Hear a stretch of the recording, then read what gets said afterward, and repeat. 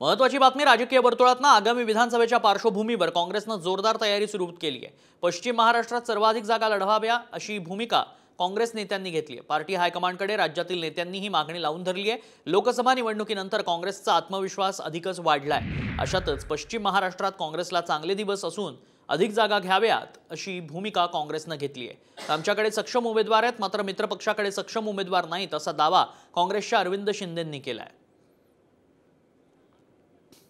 पर्वती मतदारसंघ, हडपसर मतदारसंघ हा पारंपरिक काँग्रेस पक्षाचा मतदार आहे, पारंपरिक काँग्रेस पक्षाचा मतदारसंघ सुद्धा आहे आणि सक्षम उमेदवार आहे। दुर्भाग्यपूर्ण हे बोललं नाही पाहिजे, पण आज मित्र पक्षाकडे तिथं उमेदवार नाहीये, म्हणून ती जागा काँग्रेस पक्षाला दिली तर निश्चितच काँग्रेस पक्ष तिथं विजय हासिल करेल।